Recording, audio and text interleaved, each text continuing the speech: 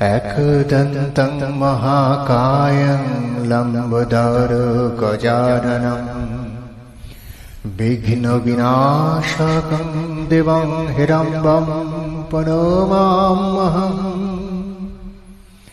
এর অর্থ হল যিনি খর্বাকৃতি, স্থূল শরীর, লম্বোদর, গজেন্দ্র বদন, অথচ সুন্দর নিঃসৃত মুখমণ্ডল থেকে গন্ধে প্রলুব্ধ ভ্রমর সমূহের দ্বারা যাহার গণ্ডস্থল ব্যাকুলিত, যিনি দন্তাঘাতে শত্রুর দেহ বিদারিত করিয়া তাহার দন্ত দ্বারা নিজ দেহে সিন্দুরের শোভা ধারণ করিয়াছেন, সেই পার্বতী পুত্র সিদ্ধিদাতা গণপতিকে বন্দনা করি।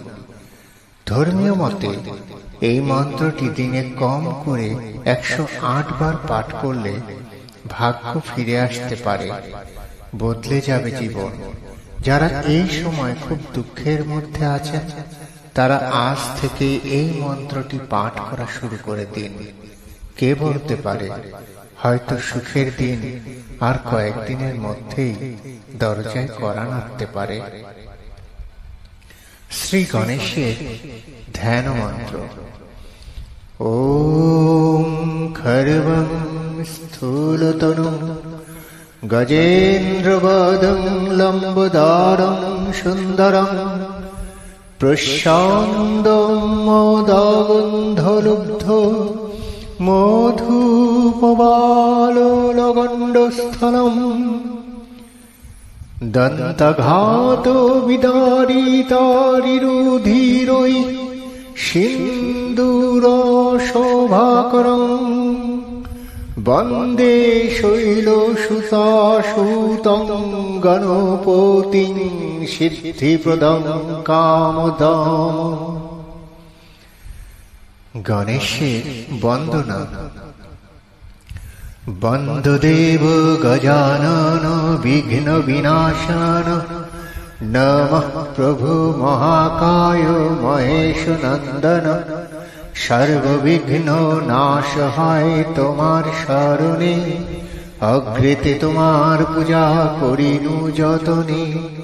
নম নম লম্বোদর নমঃ গণপতি, মাতা যারাদ্য শক্তি দেবী ভগবতী।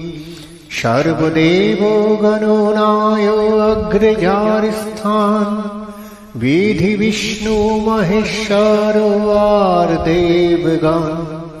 ত্রিনয়নী তারার বন্দিনু শ্রীচরণ, বেদমাতা সরস্বতীর লইনু শরণ।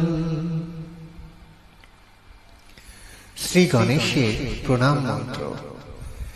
একদন্तं মহাকায়ং লম্বোদরো গজাননং বিঘ্ন বিনাশকং দেবং হিরণ্যং প্ৰণমাম্যহम्।